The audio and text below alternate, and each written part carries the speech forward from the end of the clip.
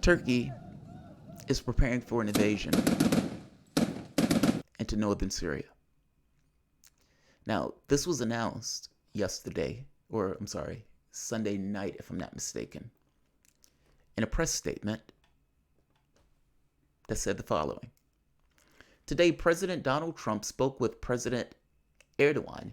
Now, the Newsweek is reporting that this conversation, Donald Trump got rolled, quote unquote. This is an anonymous person. And it's hard to know the perspective of an anonymous person when you don't know who the person is. It's like, how do I evaluate what the person is saying if I don't know what the person is? And so there's that part. Also, across the board, this has been perceived negatively, meaning mainstream media has taken a negative tint to this, and the political class is taking an entirely negative tint to what Donald Trump is doing, meaning turning it over to Turkey, turning northern Syria over to Turkey. This was the statement. Today, President Donald Trump spoke with President Erdogan of Turkey by telephone. Turkey will soon be moving toward in his long-planned operations into northern Syria.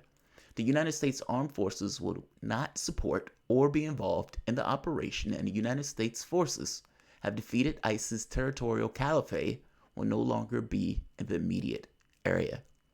Now, there are about 1,000 U.S. personnel in Syria. And when this dropped like a bomb. The media class freaked out. The political class freaked out. And their basic argument is, we work with the Kurds, and now we're leaving them in the lurch. There's several things that are true here, and I often find myself stuck in this notion of right and wrong, even though I would even argue that right and wrong doesn't necessarily exist in the absolute sense. It often boils down to, what are your priorities? What are the things that you want to see accomplished in the world? And what are the variables that you find? And what is the outcome? Meaning, what does the world look like as a result? Right and wrong is often not the easiest thing in the world to follow. And in this story, the way this story is being reported, meaning Trump abandons the Kurds, Trump leaves the Kurds in the lurch, oh my God, we're abandoning our ally. That's one way to look at it. I want to look at it from another perspective, though. And I want to talk about this very specific story of the United States giving over to Turkey this particular area of Syria for it to have operations. And just the very notion of me saying that should, in your head, say, wait a minute, how is the United States, an area that the United States invaded in Syria, how is it handing it over to Turkey? Neither country owned that particular plot of land, and yet one country is handing it over to the other. Yes, this is always a little bit weird in the way that this stuff gets framed, but nevertheless, let's talk about it. Let's be succinct, but let's talk about it. Welcome to the Soapbox.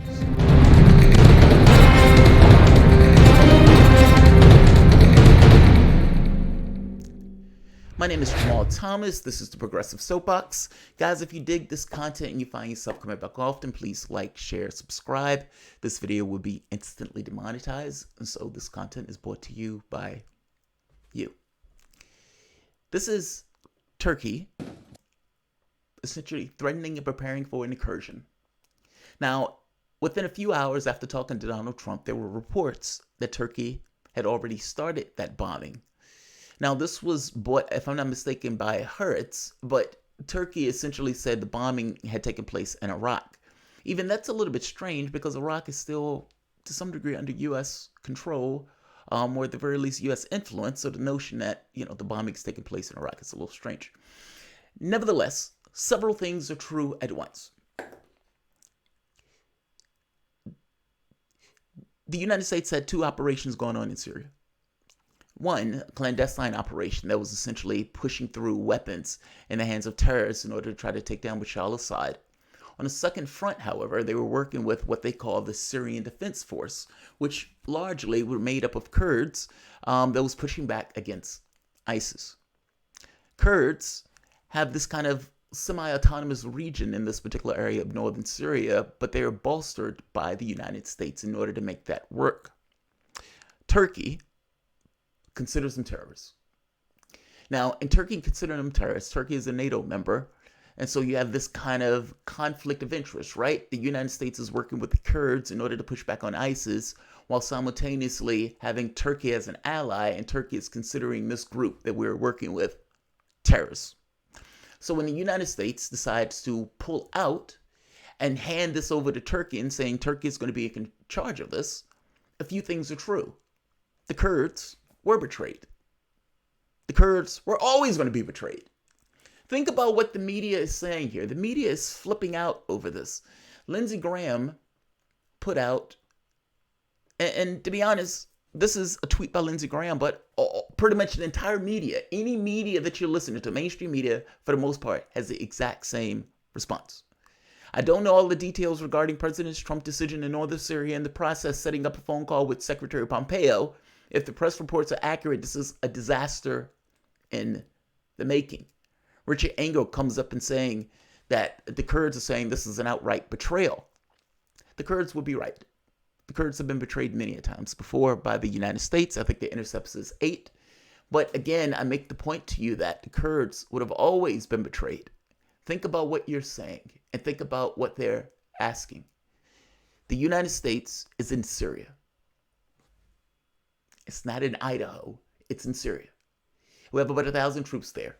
We're propping up another group in Syria.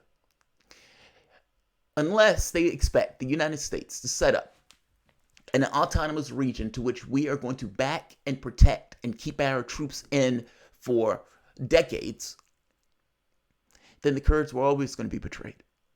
There was no situation where the United States was going to stay in Syria forever, nor was there going to be a situation should they have stayed in Syria forever. We're talking about Syrian territory. And the notion that we're turning it over to another country that doesn't belong there. Ultimately, what this boils down to is a land grab by Erdogan. Erdogan is saying he's going to essentially create a buffer zone. That is essentially Turkey taking land that belongs to Syria. Whether you realize it or not, Syria is sovereign territory. The U.S. doesn't belong in Syria, neither does Turkey. And yet here we are. Whatever you want to think from the standpoint of the Kurds and the betrayal and everything else, think about what you're saying in the sense of the United States supposed to belonging there forever. I just find that to be absurd premise. This is Erdogan talking about this very specific, let's say, back and forth between him and Trump and the deal that they made for him to essentially get this land grab of, I think, 20, 30 miles inland of Syria. I think it's 20 miles. Following our conversations with President Trump, the withdrawal has started as expressed by the President. And at the moment, the interlocutors are working on this and will continue to work on it. What this means is it's not so much that the United States troops are being pulled out of Syria in its entirety. More so, they are not going to have operations in the region and they are getting out of the way. Now, Trump, not wanting to look weak on this, and not liking the narrative that he's leaving his allies in the lurch, comes out and outright threatens Turkey. This is such a weird way of politics. Right here. Trump comes out and makes the statement that, yes, I'm handing it over to Turkey. However, just to reiterate, if Turkey does anything that I, in my great and unmatched wisdom, consider off limits, I will totally destroy and obliterate the economy of Turkey. I've done that before. They must, with Europe and others, watch over the captured ISIS fighters and families. The U.S. has done far more than anyone ever could have expected, including the capture of 100% of the ISIS caliphate. It is now time for others in the region, some with great wealth, to protect the territory. The U.S. is great. I don't disagree with that. I got to be honest. I don't understand how people are disagreeing with this. Why is it the United States' responsibility to be in a territory that it doesn't own, has no legal authority to be in, and for the most part is just there through blunt force? Russia, Iran were invited into Syria, just like we work with Saudi Arabia. They are in this situation working with Russia and Iran. And in working with Russia and Iran, they were able to maintain the government of Bashar al-Assad which if that government would have collapsed, I would put to you, would have looked like Iraq or would have looked like Libya. They stabilized the government. And in stabilizing the government, they were able to essentially recoup the land that was lost to ISIS and many fighters. It's not saying that the Syrian Defense Force wasn't necessarily, let's say, helpful per se, but it is to say that the terrorist organizations that the United States have been propping up and supporting to take down Bashar al-Assad were not helpful in this process at all. Whatever you want to think about it, in regards to us in that region, can we at the very least admit that Syria is not the United States territory? It is not on the border of Oklahoma. It is literally in someone else's country. And the notion that we are handing it over to somebody else is a little bit weird. By the same token, I can't disagree with Trump on this. I don't have this belief that we should be in that country forever. I don't think we should be in that country at all. In fact, I would support Trump going further with this. Every time Trump says something about a withdrawal, people flip out. And they throw up this notion of Russia and Bashar al-Assad and everything else. Will this, to some degree, assist Bashar al-Assad? I don't know if this would assist him. By the same token, you may have some Kurds that may run to him for support so they don't necessarily get slaughtered by what Turkey is probably going to do within the context of that invasion. I would also say that, why is that wrong? Whatever takes place in Syria has to take place in Syria. And it is not for the United States to have discretion over that. It is for the powers in the region to come to some kind of terms on how that works out. We don't need to be a part of that process, nor do I want our military in that country when it's not invited to be there. Whatever you want to think of Donald Trump, I got to be honest, I don't hate him for this choice. Mainstream media hates him for this choice. Mainstream media is flipping out over this choice. I personally don't hate him for this choice in the least. I wish he went further. I wish he pulled those troops out in there entirely, not just in Afghanistan and Syria, but also Afghanistan. Media hates him for this. The political class hates him for this. Kurds, I would imagine, are pissed off because technically they were betrayed. There's no way around it. They were. But again, in what situation were the Kurds going to get out of this without being betrayed? Is it really the responsibility of the United States to prop up and set up an autonomous region in somebody else's country? And is that really what you want our military doing? I don't think that's the responsibility of our military. I don't like this notion of this kind of invasion force that we're setting up and propping up a country. And I understand what Noam Chomsky wants. I just disagree with Chomsky on this very particular point. It is none of our business. We shouldn't be in that country. We cause a lot of havoc in that region of the world. It's time to bring our troops home. I greatly dislike Trump. I don't disagree with this choice. I strongly suggest that his supporters force there in order to prop up some other autonomous region as opposed to bringing our troops home. I would wager to you that the majority of the population would be on the side of bringing our troops home. This is once again another way media discredits itself because, again, there's a distinction between what media and the political class is talking about as opposed to what the public itself wants. They are freaking out over this choice. Lindsey Graham is just one of pretty much every other senator, maybe with the exception of Rand Paul. And with the media pretty much on every network that you could find, also losing their mind. I'm not going to keep this long. I'm just going to say I am not one of those people that disagree with Trump on this. Yes, there are several things that are true at once. We have abandoned the Kurds or betrayed the Kurds. By the same token, the Kurds were always going to be betrayed.